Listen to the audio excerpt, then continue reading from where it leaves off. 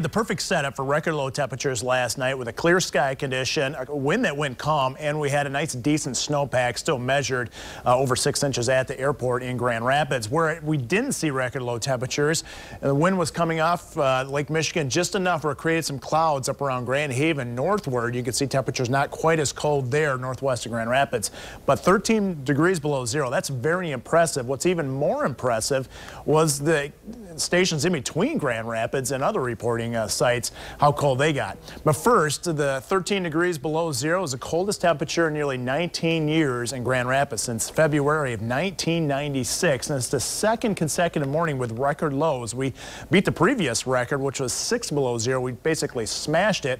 Last time we had two low temperatures consecutively for records was back 2002 of May. So that doesn't happen very often either.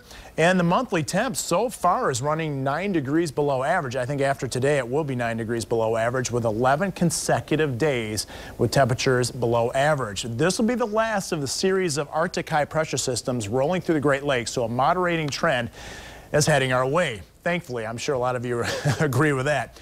Now, this is incredibly cold. Now, some of the reporting stations out there in the rural areas, 22 degrees below zero in the Lawrence area. That's Van Buren County, Paw Paw, also in Van Buren County at 21 below. Bradley, Allegan County, 19 degrees below zero. And you can see consistently just frigid temperatures out there. Hastings coming in at 16 below as well. Big Rapids at 16 below. So amazingly cold out there.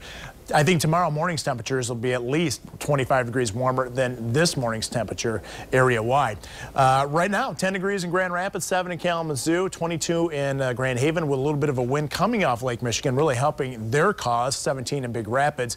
And here's the latest in the wind speed. It's fairly light, which is great news because it is still very cold outside. The wind chill temperature right now, well, great that we're not seeing any wind chill temperatures below zero, but they're still hovering around zero, and that's going to be the case the rest of the day. Now, we do have a few flurries out there with kind of a thin overcast here across West Michigan.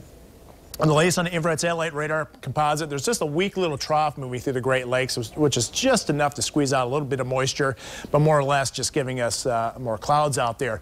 Yesterday, we had a perfect 100% sunshine. Obviously, we're not doing that today.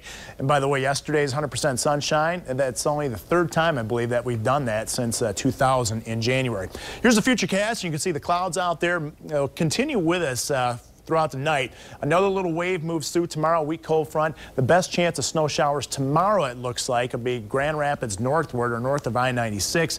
We shouldn't receive much more than a little more than a trace.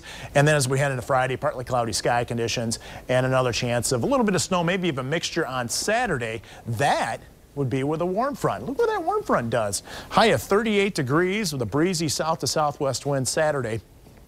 And I wouldn't be surprised if someone hits 40 degrees on Saturday.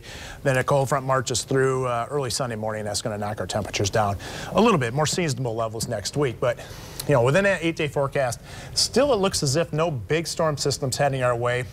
We'll add another day, see if that changes. And Bill Steff and Kyle Underwood on deck at 5 o'clock. On deck and ready for the latest. Yes. The most up to the minute. Okay.